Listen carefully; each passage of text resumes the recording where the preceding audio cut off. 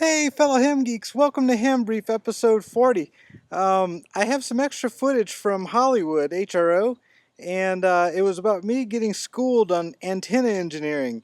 And after playing back through the video, I figured there was enough stuff that I learned from lessons that I would share it with you guys and see if it helps you as well. So check it out.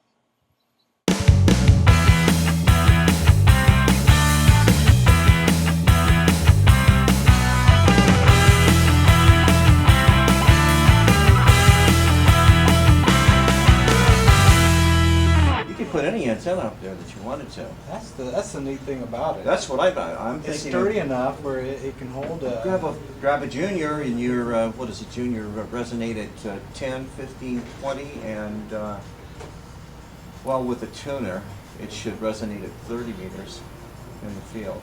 I mean, that'd be great for an emergency the I was thinking I have the CP45 and a G5RV Lite or G5RV Junior, or even your own. Yeah. I had bought one of those from Phoenix, HRO, one of those radio waves 20-meter dipole. That thing is amazing. Really, yeah, really it's not good. bad. It was cheaper for me to buy that than to try to build it myself. I make my own. Yeah. I don't know. It was the whole Ballon thing that got me thrown. I'm egotistical when it comes to my RF coming out of my antenna. Oh yeah. When I'm having pounding the brass with somebody, I like to let them know that everything's HB, homebrew. Except for the radio. Well, man, that is fun. Half the fun of the hobby is the experimentation, kind of designing. I've got a dynamite Wyndham that I put out. Yeah? And everything is available online at either antennaelmer.com or through the QST archived article. Yeah. There's a plethora of information out there, especially on antennas. That seems to me to be one of the most overlooked aspects of the hobby. Well, that's the most important part. Everyone is talking about, I made this radio and that radio. I go, what kind of antenna are you using? Yeah. Oh, a step IR. Yeah, because they just think more power, I can get more comfort. But you look at the QRP folks that do it on 5 watts with good antennas. That is, I've got cards from Japan, Alaska. I've got cards from Indonesia. On QRP, working QRP from here. In fact, I worked QRP a couple of months ago. I had a conversation with a guy up in Alaska for about almost an hour until my battery died on my 817. Yeah? And I was putting 2.5 watts out. That's amazing. Yeah, it is amazing. Yeah, I have just an antenna question for you. I know what a Ballon does. It takes the unbalanced to balance. Balance to unbalanced. I mean, when is it absolutely necessary? I mean, if you wanted to get by on a dipole without a Ballon, could you do it maybe on a 6 meter or? I mean, at what point does it really become necessary? Well, that's not the issue. It's not the issue of the actual frequency. It's an issue of the actual impedance, the feed impedance at the antenna. You have to reduce that so it's acceptable to a 50 ohm output at the radio. So that's why they have the balanced unbalanced. It's basically a transformer stepping 200 ohms down to 50 ohm input, or 400 ohms down to 50 to 70 ohms, like a 6 to 1 or 8 to 1. Let me ask you this question then. What if you took a ladder line wire? Okay, that's balanced, so ladder line is 450 ohms. And then have it go out to each leg of the dipole from the ladder. Would you need you wouldn't need a Ballon? You would need some time with a matching system. You could do it with a Ballon. The 450 that would be what, 8 to 1?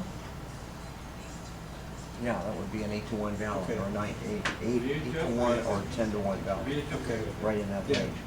Or a 1 to 1 Ballon into a tuning unit. You can do that. Now, some of the MFJ products, they offer the balanced line input to the tuner, as well as the unbalanced line of 50 ohm.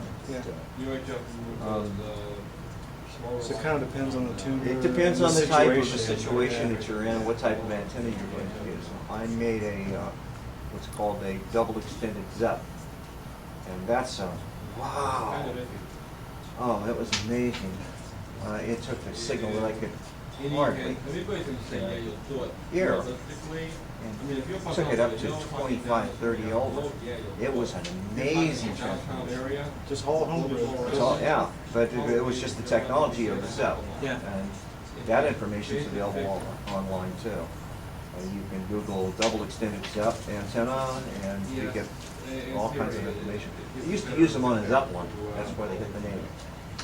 I'm fascinated with antennas. I've been doing a little experimentation too, but I haven't gotten to the point where I feel comfortable building my own ballon. So maybe I can just, you can buy those online. All a ballon is coiled up coax and So you just count the ferrite coils beads. and Ferrite beads. that's it, huh?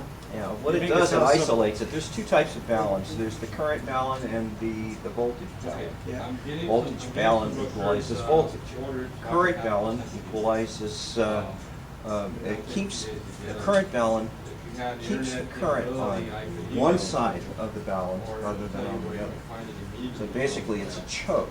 You've heard the term choke isolator? Yeah. And they typically have just like a wire wrapped around itself. In essence, what it does, it keeps the RF on one side. Okay. The current of the RF on one side. And MFJ, radio waves, we have radio waves products that do the same thing. And you can make your own. DX Engineering also makes some pretty high quality things. And their products are available, I believe, only online. But they make some really good stuff.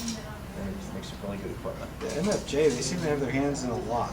I mean, They do. A lot of antennas, They do. a lot of MFJ wire. speakers, antenna analyzers. Testers, yeah. QRP radios, you name it, they make it. Antennas, screwdriver antennas, mobile, portable. I think they even make coax or distribute coax connectors. Great products. I know I have like a little cheap dual band antenna mag mount that's an MFJ. I mean, it's great. Yeah. All right. Well, I hope that was interesting to you. I hope you learned something, some takeaway. Behind me, I have, if you're curious about what the ballons are that we were talking about, this is a ballon. This is one of those radio waves antennas we were talking about. And it's a 20 meter, so you got a ballon and then you got two leads, one lead on each side. And it's a kind of a old mast that I have that you can crank up about 15 feet in the air, just get a little bit of elevation. And at the top of there I have a dual band 2 meter, 70 centimeter, let's see if I can get some better angle on this. Vertical antenna. Goes up a little ways, so I guess between the whole gear when I've got it extended, it's probably about 20 to 23 feet in the air. Works with just some of the local nets. I can get out a little bit further, and that 20 meter dipole from Radio Waves is fantastic. So hope you enjoyed it. Tune in next week for another edition of HamBrief. Until then, 73s.